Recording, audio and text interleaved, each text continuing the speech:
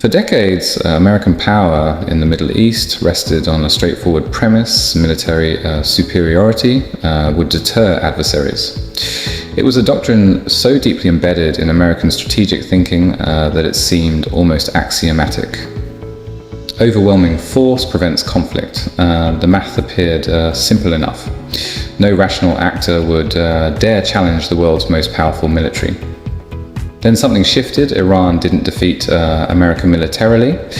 There was no conventional battle, no invasion of allied territory, no direct military victory. Yet something far more significant occurred.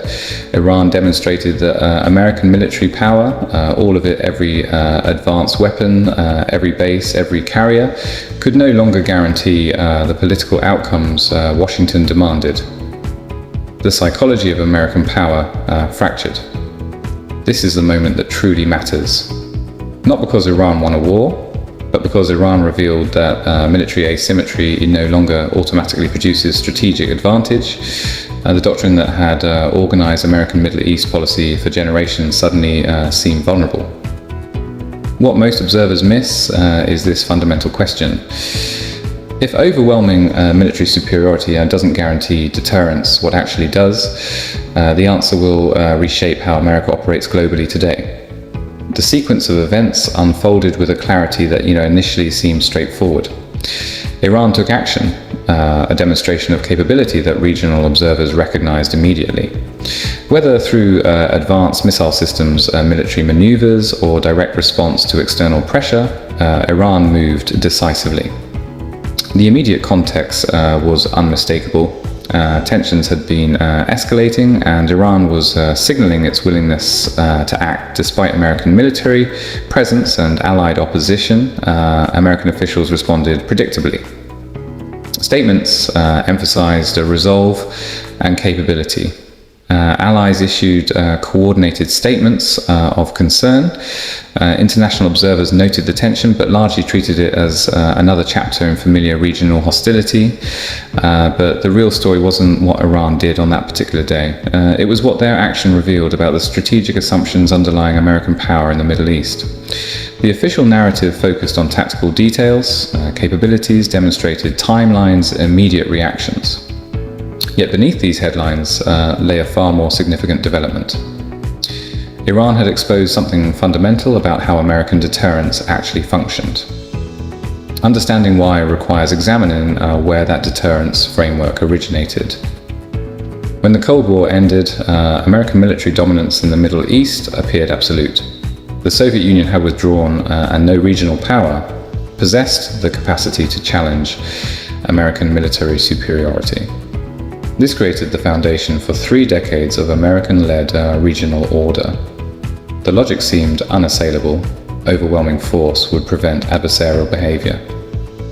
When Iraq invaded Kuwait, American military power responded decisively. When regional actors contemplated challenging American interests, the calculation was stark. Military inferiority meant inevitable defeat. This doctrine embedded a crucial assumption: military dominance automatically translates to political control. Potential adversaries facing overwhelming force would rationally accept constraints on their behavior. American commitment to the region appeared unwavering. Bases' naval presence and alliance networks seemed permanent. Iran recognized these assumptions early. Rather than matching American conventional military power, an impossible task, Iran developed asymmetric strategies. Missile programs, proxy networks, naval capabilities designed for regional denial rather than global power projection. Iran was building alternatives precisely because it understood that matching American weapons was futile, but the deeper calculation was more sophisticated. Iran was betting that American political will had limits that military superiority alone couldn't overcome. That bet now demands examination. Iran's action was fundamentally strategic theatre rather than military adventure. The goal was not territorial conquest or direct military triumph. Instead, Iran demonstrated something more psychologically destabilizing, that American military superiority no longer automatically constrains Iranian options. This distinction matters profoundly. What Iran revealed was systematic. American intelligence had underestimated Iranian capabilities. Strategic planning had assumed certain constraints that proved malleable. Most significantly, Iran showed that it could impose real costs on American interests despite massive military asymmetry. This wasn't theoretical, regional allies felt it immediately. If Iran could act with consequence despite American military presence, what did American protection actually guarantee? The political calculus shifted across the region: Saudi Arabia, the UAE, Iraq, and others began reassessing whether American commitment was unconditional or conditional, dependent on American domestic political tolerance for escalation.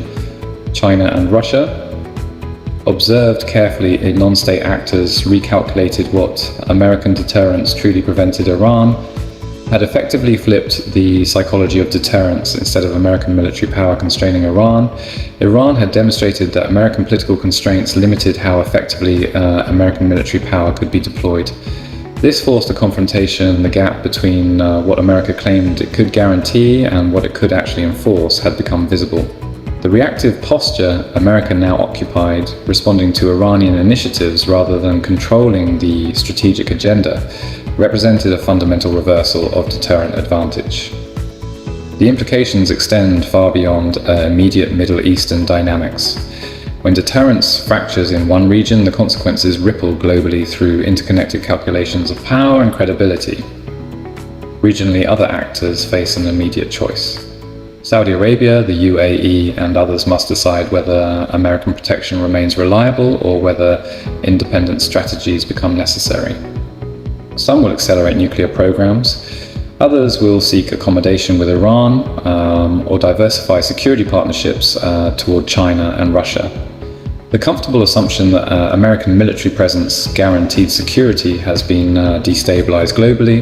The damage is more subtle but potentially more significant. Taiwan, South Korea, Japan, and European NATO members are watching carefully. If American deterrence failed against Iran, a regional power, what does that imply for security commitments, protecting allies against near-peer competitors? Confidence in American guarantees becomes conditional rather than absolute. The economic consequences are immediate. Energy security becomes uncertain. And shipping insurance rises, investment risk calculations shift, military demands increase additional deployments, enhanced defenses, higher alert levels, expensive requirements that drain resources from strategic competition with China and Russia. And diplomatically, American negotiating leverage declines precipitously. Adversaries grow bolder when they perceive weakness, allies hesitate when credibility wavers. America confronts a stark choice: escalate to restore deterrence, accepting significant costs and risks, or accept a historic reduction in Middle Eastern influence. America faces a constrained menu of options, each carrying significant costs. The first scenario involves gradual adjustment, accepting a reduced but defensible role focused on specific interests, containing Iranian expansion, protecting Gulf shipping lanes, maintaining strategic bases.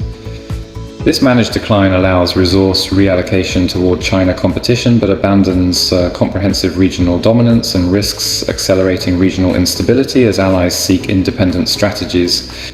The second scenario pursues escalatory restoration, military demonstrations, increased presence, technological deployment, or support for allies conducting operations. This reasserts American credibility short-term, but risks spiraling into costly confrontation.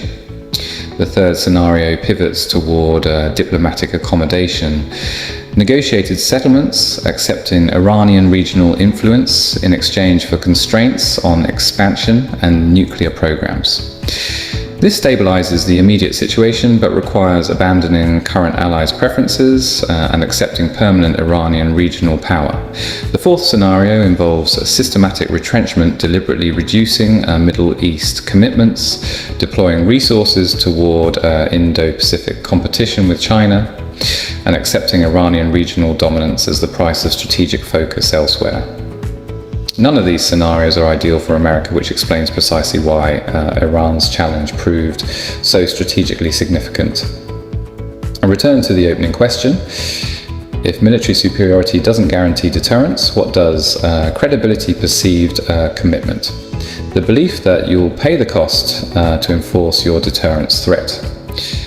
Iran demonstrated skepticism about American willingness to bear that cost, and it acted. This forced America to confront a fundamental truth: deterrence is psychological, not military. You can possess advanced weapons, but if your adversary believes you won't use them, or that using them costs more politically than backing down, your weapons don't deter. The deeper story concerns how Iran forced America to confront military power's limits. The era when American military dominance translated automatically into geopolitical dominance appears ending. Future competition pivots on credibility and demonstrated commitment. Iran hasn't defeated America militarily, but it has shattered the psychological foundation on which American regional power rested. That proves the more significant victory.